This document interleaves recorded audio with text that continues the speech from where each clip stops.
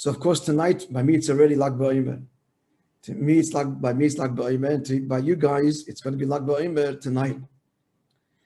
So in this book, which is a collection of stories ordered according to the holidays of the year and so on. So he talks here about Lag BaOmer of 1967.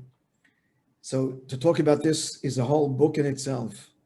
But the month of Iyar, May, June of 1967, I remember this, I was 10 years old, as we were glued to the television set, night after night, watching the demonstrations in Cairo and Damascus, will drive the Jews into the sea, the Mediterranean will turn red with Jewish blood, the end of Israel.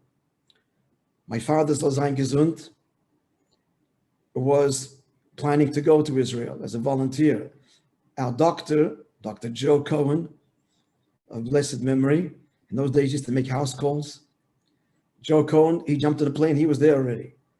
But the war was over so quickly, 6 days, that my father didn't end up going, but that was the sense.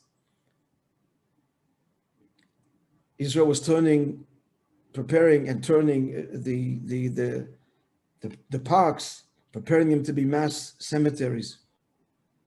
And a great fear enveloped the Jewish world then. The United States government issued a severe warning that all US citizens should leave Israel and leave the Middle East immediately. And the Jewish people were in a state of great panic. As I'm talking to you, I'm seeing the demonstrations, blood-curdling cries. Death to the Zionist Jews, death to Israel, and this will be their end. As I said, the Mediterranean will turn red with our blood. And we were vastly outnumbered in terms of personnel, military equipment, and so on. We all know it was one of the greatest miracles in our history, never mind the modern era, in our history. And so, friends, the first time,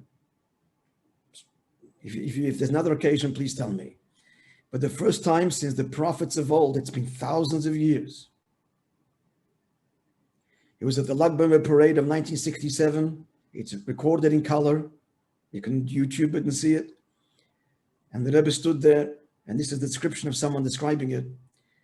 And like the prophet of old, thunder, the Rebbe's face was flaming red. We never saw. I mean, I wasn't there. I was a 10-year-old kid in Australia, but we heard about it, and we heard the tape, and the whole world heard and was stunned, the Jewish world.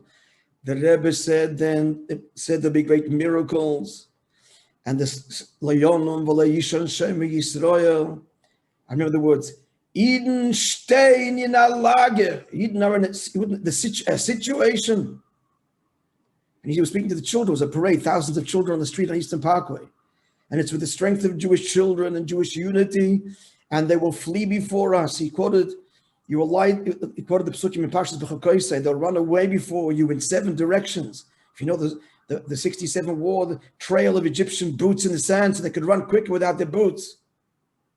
And the miracles that happened, that were on par, friends, in thousands of years, since the destruction of the second Beis Hamikdash, as a preparation for Mashiach's coming. And what started then, 1967, friends, the 6-Day War, that's what sparked the whole Teshuvah movement, Jewish pride. It started then. The Rebbe said this was the sound of the shofar of Mashiach, began with the 1967 war and hasn't stopped.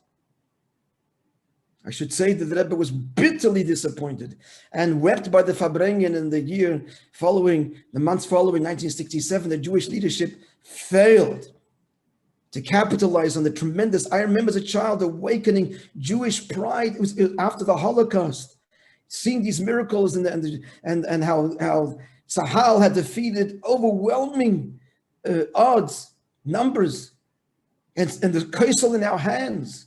HaKotel biyadenu. Friends, there was never since such a time. And the Rebbe was so broken. The Jewish leadership, your Jewish heart was so open. Invite him to your home. A Yid, bring him into shul, take him by the hand. Everybody was asking, wanting.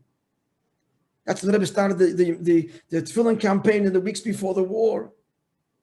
No Jew refused to put on tefillin when asked in those heady days of Jewish pride, and it sparked the whole tshuva movement that is continues to this day. Opportunity was lost. The Rebbe cried by the Farbrengen. It was lost, but it just means it will happen. But it could have so quickly and readily and so easily. So anyway, he describes over here. I basically gave you a description of, and you can watch it on YouTube yourself, of that, like the prophet. It's just mind blowing. The man took on his shoulders Jewish lives. He didn't let any American Lubavitchers leave. If anybody was asked, stay. Of course, the same thing repeated in even greater measure in 1992 with the Persian Gulf War, even greater. With the Scud missiles falling on Israel. Israel, the safest place. Not one exploded. 39 fell, one exploded. No casualties. Just a contrast. One Scud missile in Saudi Arabia on the U.S. Army base killed several hundred. One. He was 39. Okay.